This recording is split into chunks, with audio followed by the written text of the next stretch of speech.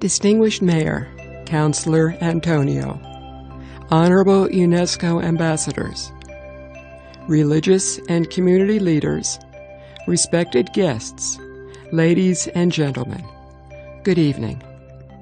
We are very pleased to have spent several happy days with the UNESCO ambassadors, friends, and guests.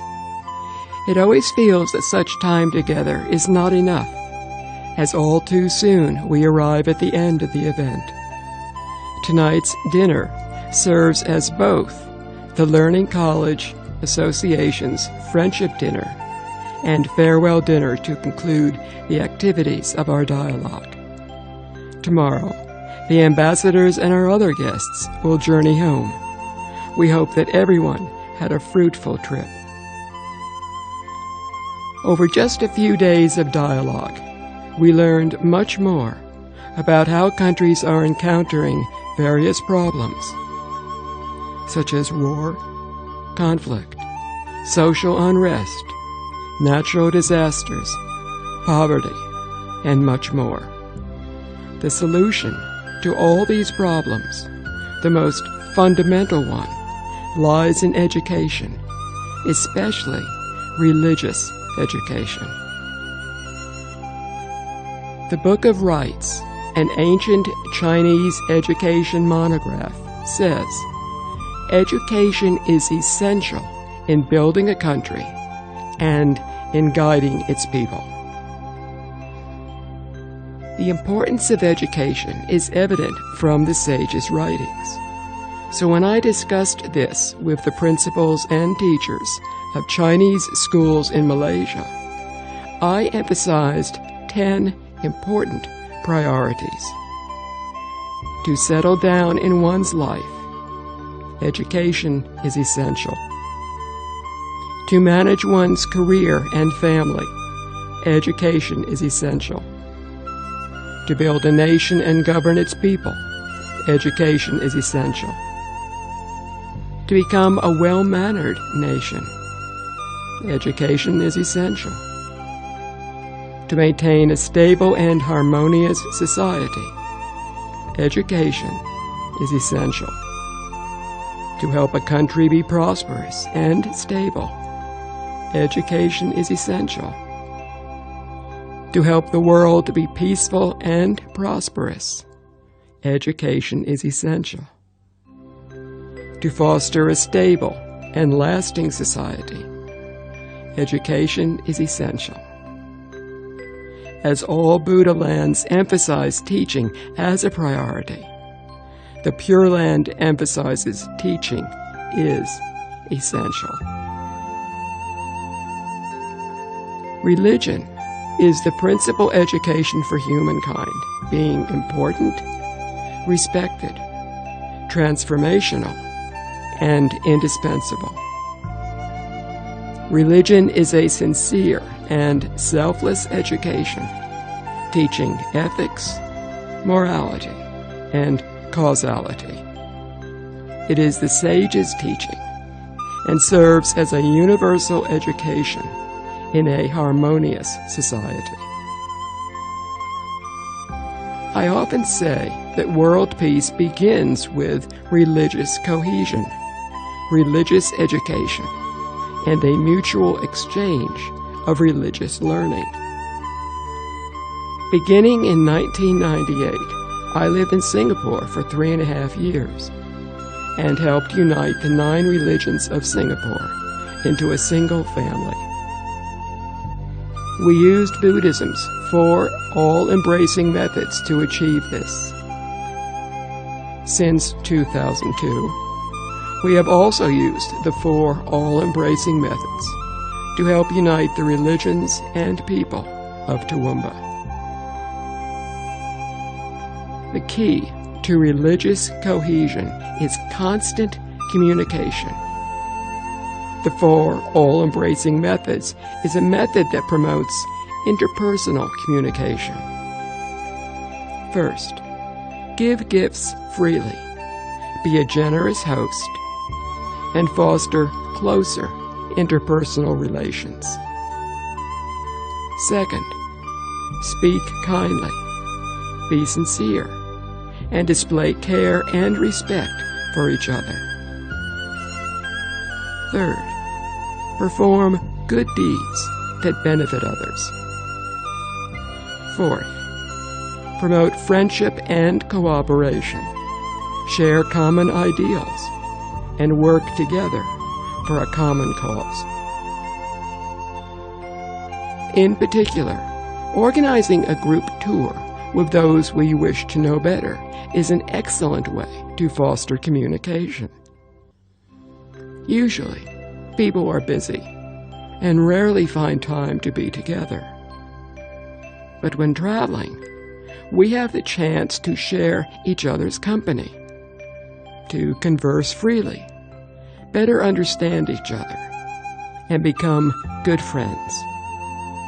I believe everyone has experienced this during the trip. Nevertheless, the four all-embracing methods is only a temporary solution. The root method is still to promote religious education. The core values of all religions are compassion and universal love. When there is love, we do no harm. When we consider ourselves, we will also consider other people. There is a saying, in wishing to establish oneself, one also seeks to establish others. In wishing to engender oneself, one seeks to engender others. And do not do unto others what one would not want done unto themselves. If everyone can emulate the love of God, the love of Allah, and the kindness and compassion of Buddha to love the world, then there will be world peace. The Dhammapada says, hatred never ends by hatred in this world. By love alone does hatred end. This is an eternal law. The unawakened response to hatred is retaliation and violence. But seeking revenge cannot fundamentally solve the problem. It only escalates it. Revenge and counter-revenge is a vicious and endless cycle. An enlightened person recognizes cause and retribution for 3 lifetimes and understands what happens now is a result of what happened in the past. Good deeds bring rewards, while evil deeds bring harsh retributions. If we hurt others in the past, then we can expect to be hurt in the present. If we understand the law of cause and effect, then we know that the solution is to accept retribution with a peaceful mind, without vengeful thoughts, as if we are repaying a debt. Moreover, the power of compassion is very powerful and can reform the wicked. When one has great compassion, one cannot be harmed. We believe that sincere love can influence all people. When we treat all people equally, we live together in harmony. In this way, all problems can be solved. Ethical education teaches people to get along with others. There is family harmony.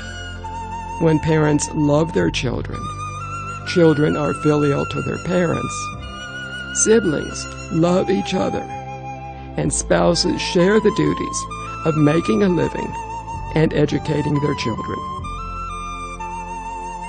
society will be stable when employers appreciate their employees. Employees are loyal to their employers, and friends are mindful of their integrity.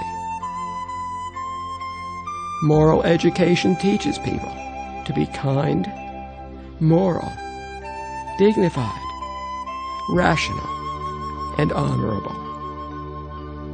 These are the foundations for the achievements of the saints and sages, and promote the basis for world peace. In the early years of the World Peace Conferences held by UNESCO, I advocated the importance of religious education to educate people on ethics, morality, causality, and the sages' teachings, to promote social harmony and world peace. Some people commented that this was only theoretical and could not be achieved. I have conducted several trials to prove that what I said can be done and can positively influence people in the world.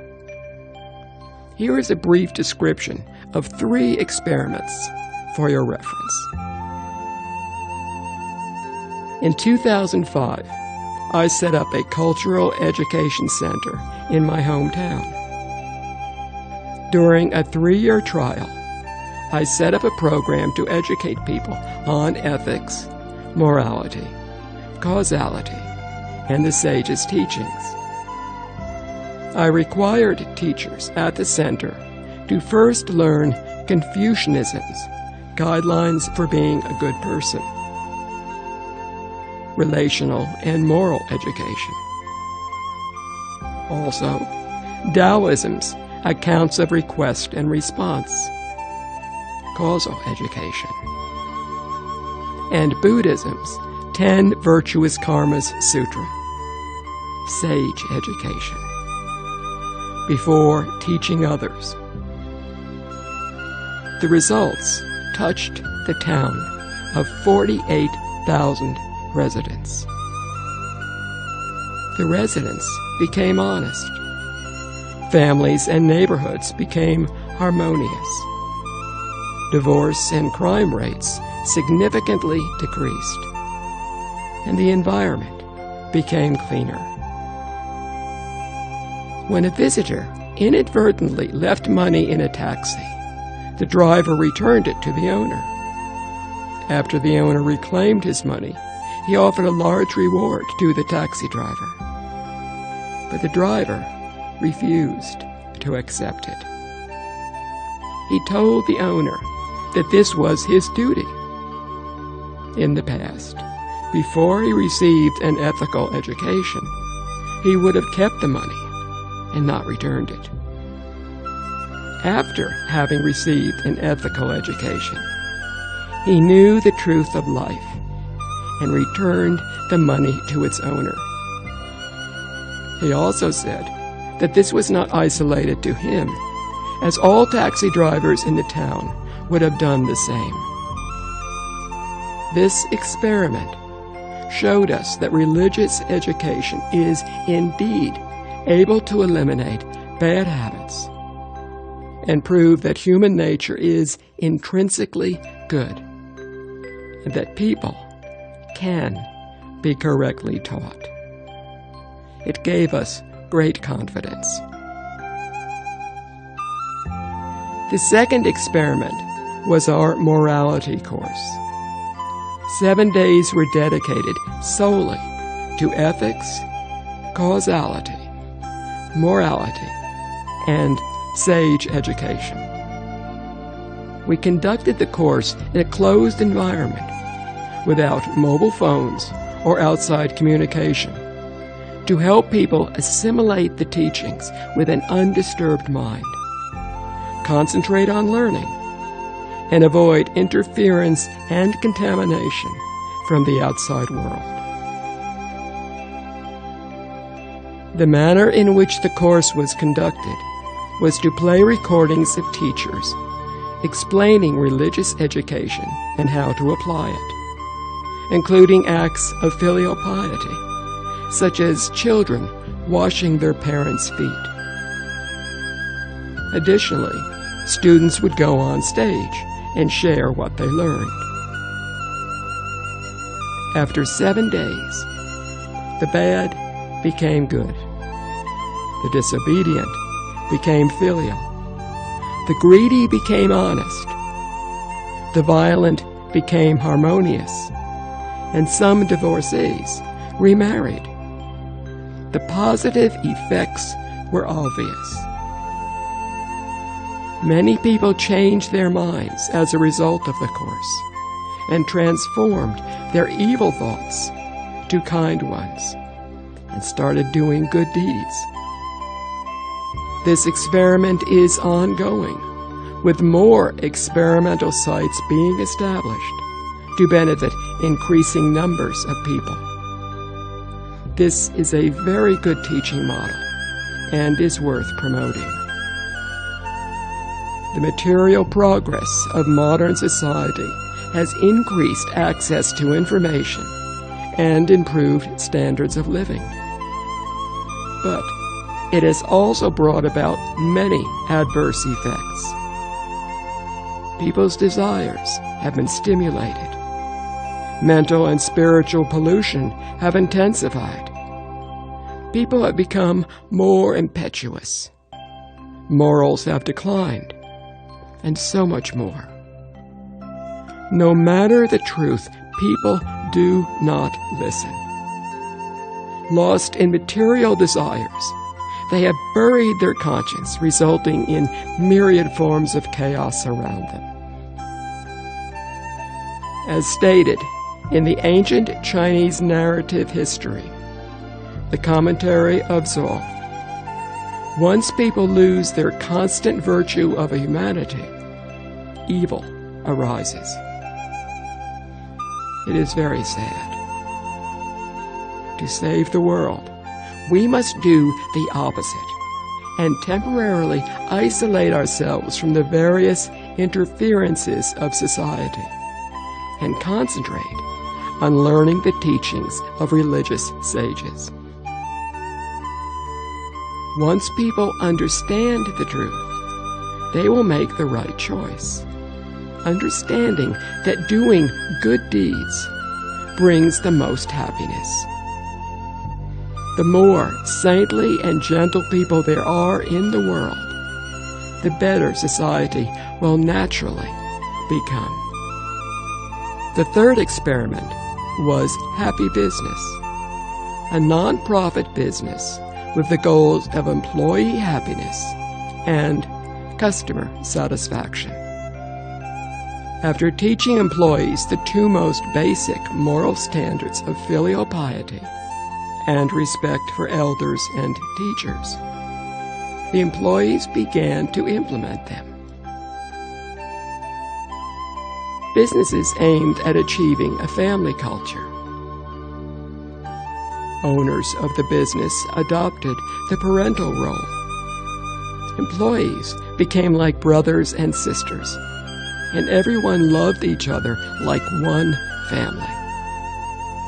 Supervisors cared for the staff and provided opportunities for employees to practice filial piety and attain ethical, moral, causal, and sage education. Through continuous learning and implementation, the staff experienced personal growth in virtue and happiness. They naturally became more responsible and proactive. This resulted in improved customer service. Although the business had not been emphasizing profit, the efficiency of the business naturally improved alongside the efficiency of natural growth. This superseded modern management models, unable to break through the productivity profit bottleneck. Now, many companies in China and Singapore are beginning to copy the happy business model The results have been outstanding. The aforementioned 3 experiments exemplify the power of religious education. The situation around the world is not optimistic. War between powerful nations is imminent. Humankind is currently facing a crisis of survival. Under these circumstances, the promotion of religious education is even more urgent. If all nations, from individual governments to people from all different segments, can work together at their respective levels to promote religious education, exchange frequent communication, promote religious and ethnic cohesion, then they will become a strong, positive force to reverse the world situation. By promoting global harmony, they will bring peace and stability to all humankind. Last, I would like to invite everyone to embrace divine love and sanctification, to save the world and build a paradise in this world. We wish to see you all again at UNESCO headquarters in September this year. Thank you all.